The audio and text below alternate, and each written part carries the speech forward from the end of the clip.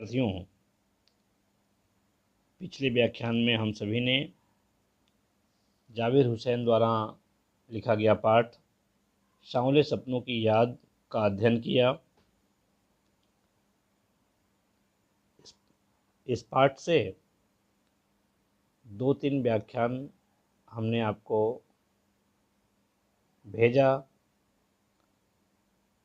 पाठ समाप्त होने के उपरांत आइए हम सभी पाठ से संबंधित कुछ प्रश्नों पर विचार करें और उसके उत्तर को समझें।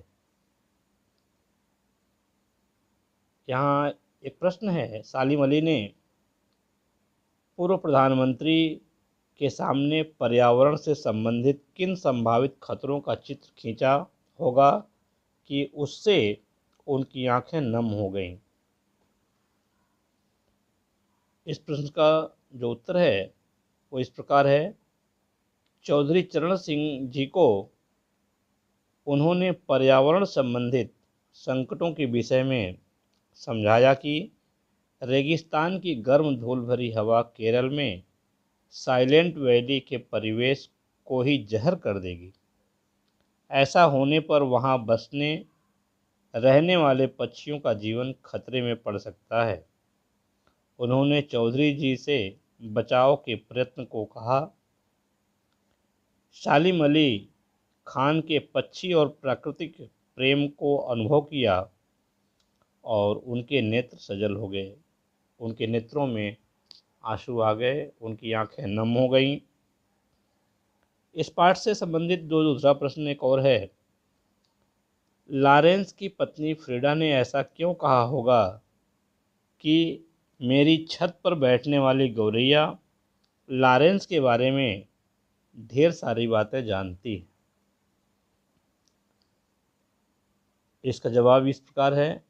डीएच लॉरेंस के देहांतोपरांत या मरणोपरांत उनकी पत्नी से लोगों ने उनके पति के बारे में विषय में लिखने के लिए अनुरोध किया, तो उन्होंने यह कहते हुए असमर्थता जताई कि उनका जीवन एक खुली किताब है, खुली पुस्तक है। वे एक स्नेही व्यक्ति थे और उनके जीवन का कुछ भी रहस्य नहीं है, कुछ भी गुप्त नहीं है।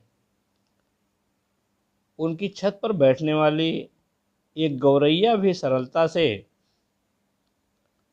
उसे पढ़ सकती है। वो मुझसे अच्छा जानती है, मुझसे अच्छा अनुभव करती है। विद्यार्थियों, पाठ में कुछ ऐसी पंक्तियां हैं जिनका आशय जानकारी करना है। जैसे यहाँ लेखक लिखा हुआ है कि वो लॉरेंस की तरह नैसर्गिक जिंदगी का प्रतिरूप बन गए थे।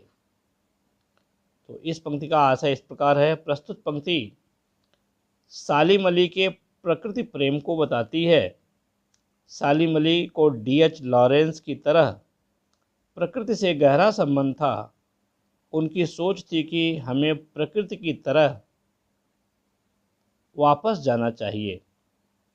सालिम अली ने प्रकृति संबंधी बहुत से नए रास्तों को खोज डाला। वह डीएच लॉरेंस के समान ही साधारण जीवन का प्रतिबिंब थे।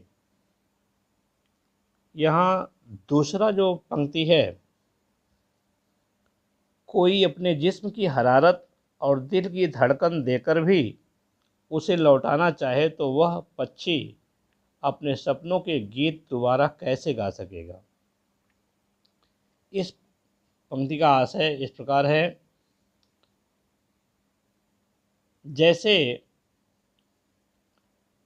अपना अंतिम गीत गाकर कोई वन पक्षी मृत्यु को प्राप्त हो जाता है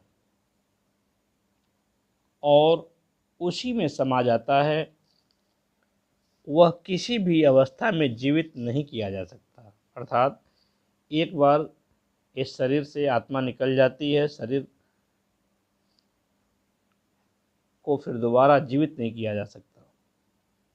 चाहे उसे शरीर दे दो, उसे गर्मी दे दो, धड़कन दो, कुछ भी करने प्रयास किया जाए तो दोबारा जीवन लौटा पाना असंभव सा है। सालिम अली खान अपने सभी सपने छोड़कर संसार से विदा ले चले थे।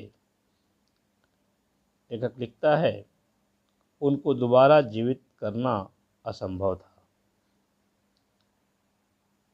जो अगली पंक्ति है, सालिम अली प्रकृति की दुनिया में एक टापू बनने की बजाय अथाह सागर बनकर उभरे थे। इस पंक्ति में लेखक ये कहना चाहता है, आशय इस प्रकार है कि सालिम अली खां के भ्रमणशील स्वभाव के कारण उन्होंने प्रकृति और जगत को अत्यंत ही बारीकी से, सूक्ष्मताओं से जाना और पहचाना था।